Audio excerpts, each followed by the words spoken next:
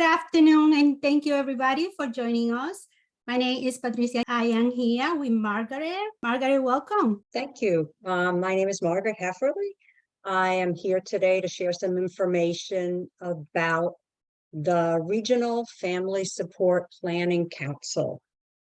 So I happen to be the chair of the Regional Family Support Planning Council in this area, and we cover Sussex, Warren, and Morris counties.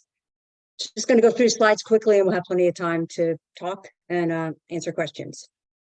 Thank you. And Margaret, in just a second, I just want to remind everybody that the presentation is going to be recorded, and that if you have any question, you're more than welcome to ask any question that you might have at the end. That part is not going to be recorded. And also, I just want to remind you that this Lunch and Learn is brought to you by Family Partners of Morris and Sussex County. Margaret, you're more than welcome to take the lead. Okay. Sorry, I'm just trying to, okay. So the New Jersey Council on Developmental Disabilities provides a platform for individuals, family members to advocate and to be a part of the system that serves children and adults with developmental disabilities. Just trying to see if okay, great. Okay, so the Regional Family Support Planning Councils, there are 10 of them in the state, and each of them are here. And you'll have these slides to be able to click on the links. But, you know, we're Council 1. We always like to say we're number 1, and we cover Morris, Sussex, and Warren counties. The councils were established through the 1993 Family Support Act that basically said that family members should have a say in what goes on for the services for their children. Back then in the day, it was just the Division of Developmental Disabilities that provided services to families. But since 2014, it's been children were moved to the Division of Children and Families through the Children's System of Care, but what's most locally known as Perform Care.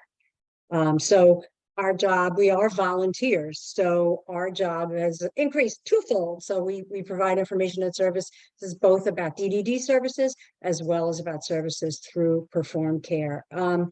So we meet monthly, and the councils are a place. We have a monthly meeting, which I'll talk about later, but are a place for families to share information, to receive information, and we always have a lot of information because we have a lot of a seat at the table with services and the service providers. So we help families advocate for themselves through the system. We, like I said, provide in a variety of ways information about services for families. And then we also gather input from families. In fact, our next meeting is going to be an open forum where we want to hear from families their satisfaction with services, any difficulties that they've had. And we provide input to the state and stakeholders. In fact, the Ombudsman for Developmental Disabilities just released his annual report, which I can, email to you, Patricia, and you can see, the state of the system. And we do an annual report ourselves, comprised of reports from the 10 councils. So we collaborate with the Division of Developmental Disabilities, Perform Care through the Department of Children and Families. We monitor services, we inform families about concerns. And then mostly we inform policymakers.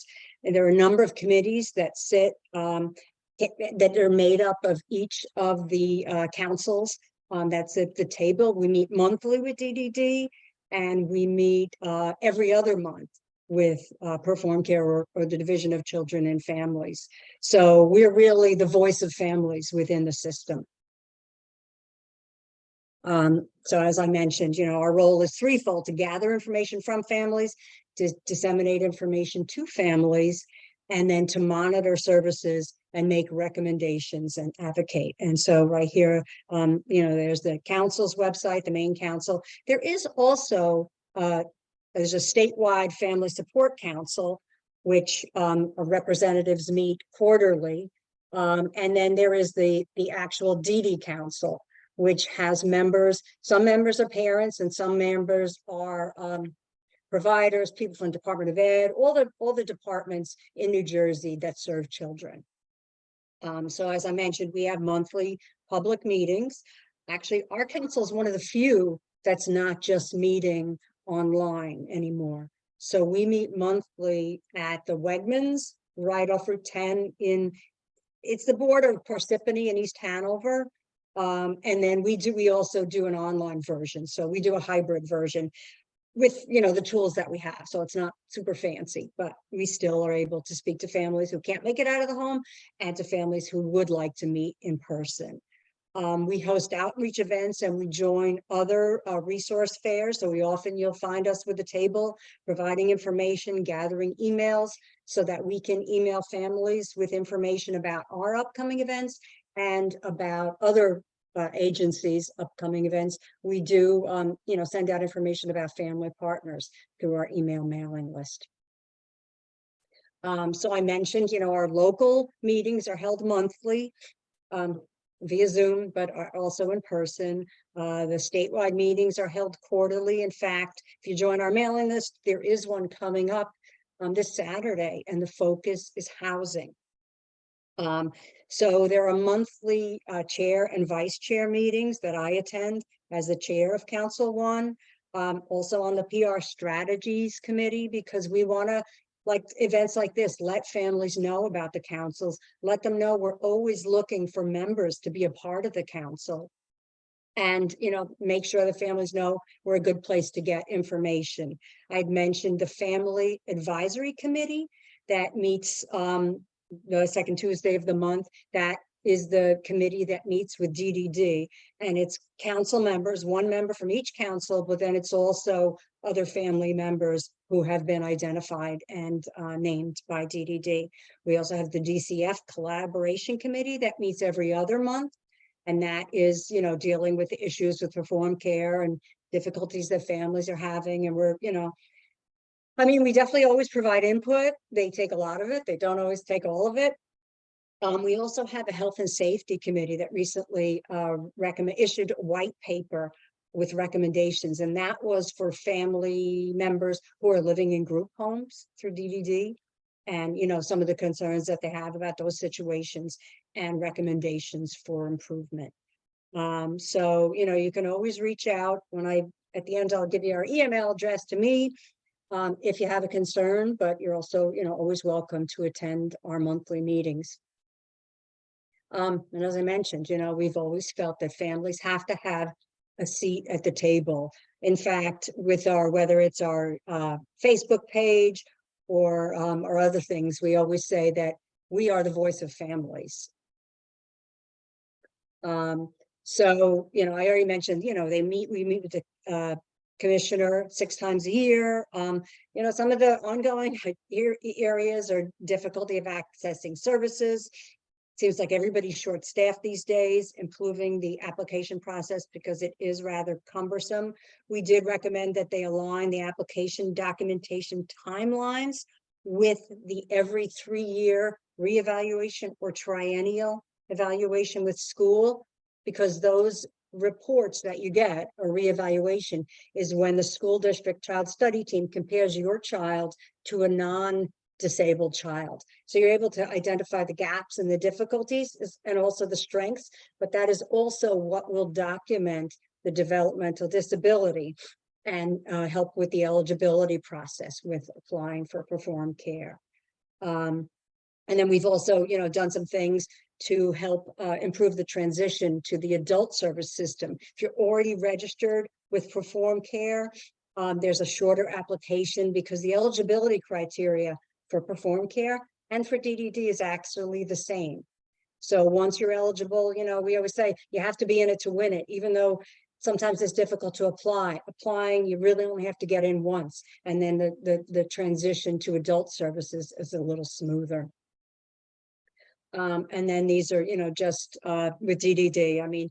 DDD, and at the end I will share DDD's website, but you should sign up for their updates because they always have a lot of information. They have quarterly update meetings for families that they'll let you know that are online. We helped with that short application so that families who were in perform care didn't have to do the whole big application.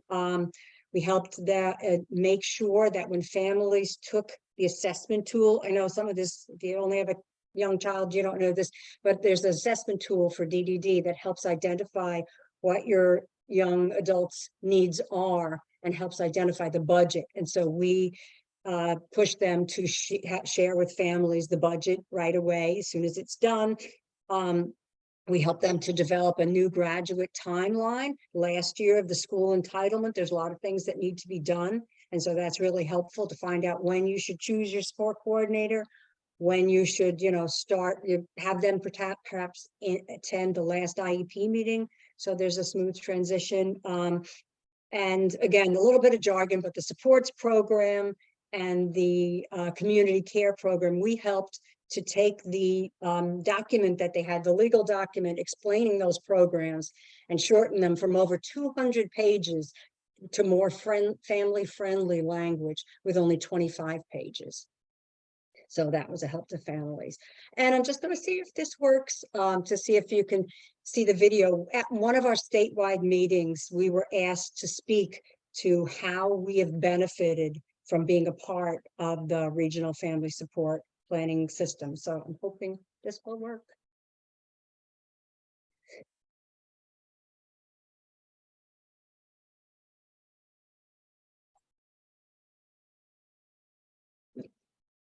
Okay, just want to share my screen so I can show people just the flyer for our video and our email address, so that they can sign up.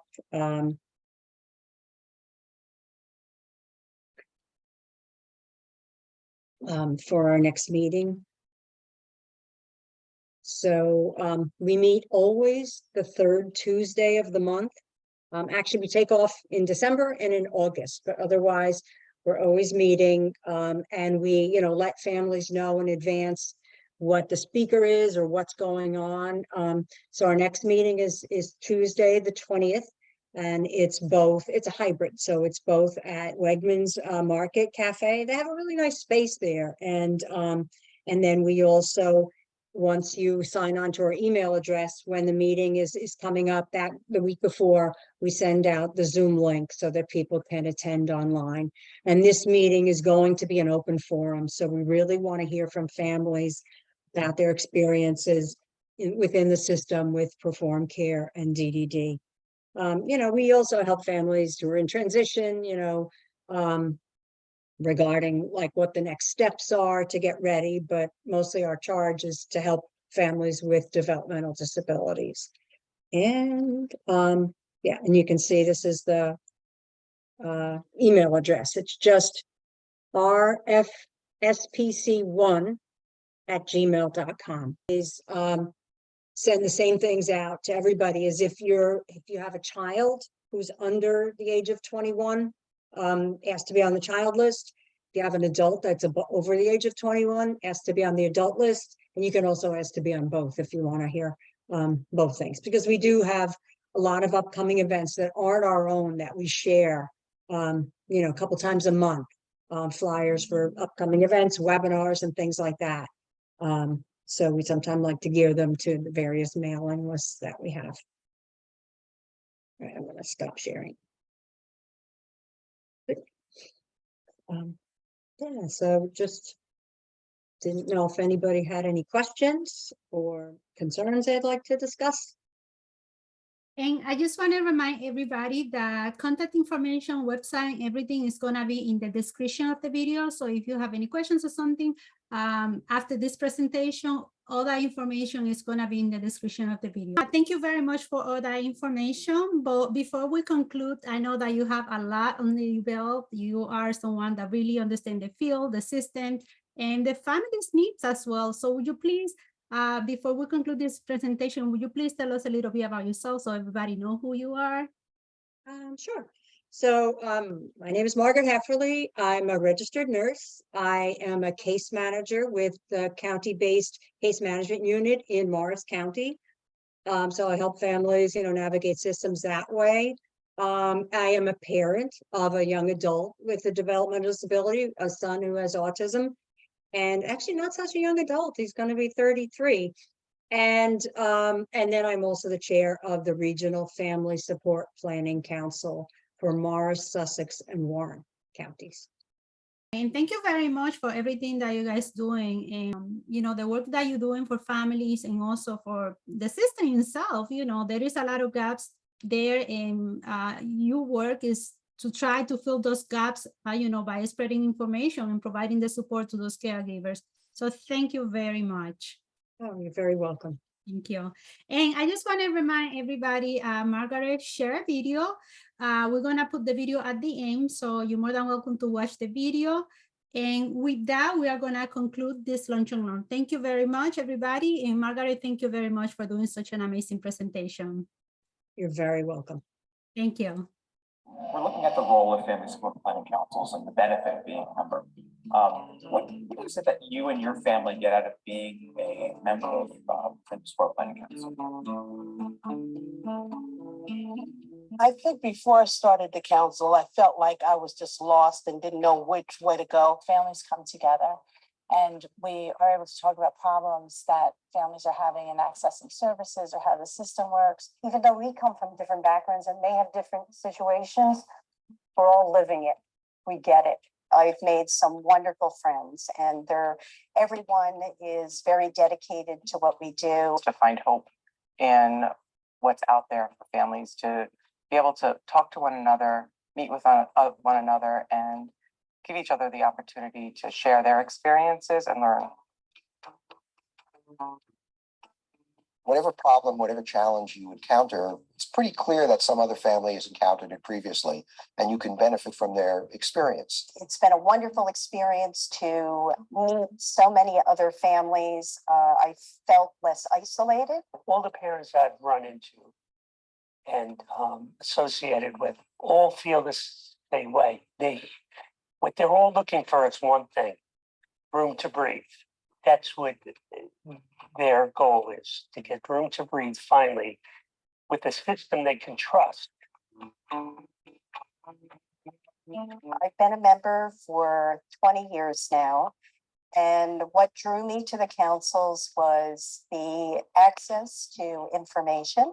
One of the things that's difficult is that this is a government system.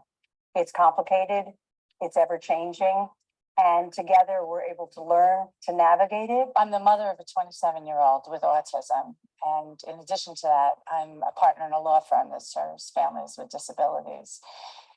The council actually has been one of the places where I've learned the most. Though we all have various expertise, I think that we also learn from each other. Just knowing how to maneuver and get an understanding how things work. I know we sometimes feel we're not listened to, but we do have the opportunity to speak to the decision makers and have some influence on what they decide in terms of policies and regulations for the future. It took me out of just my own shoes to recognize what families are dealing with across the state. We try to keep up with all of the new legislation and we try to be a part of and active in crafting new legislation. But advocacy isn't just standing up in front of a crowd or talking to a legislator. It's reaching out to another family and saying, here, this is what I know. This is what I've learned. Maybe it can help you too. We did it all ourselves, self-pay and within the family. And then I ran into some people who were on a council and they explained to me the benefits that were available. Up until then, my daughter was in the house. You don't get an instruction manual with your child. Coming to council meetings gives you access to people, both from the state and outside experts who can give you the information that you need. The hope that families get from that is to be able to go home and say, I learned something new, I met someone new, and perhaps this is the key and the entry to a better tomorrow. Come to a meeting so you can step back and look at the whole picture. We are becoming a voice in the state. We hopefully can affect change, positive change. I would say just start coming. And with that, we are going to conclude this amazing Lunch and Learn. Again, thank you very much, everybody, for joining us. And I see you next Thursday. Bye-bye.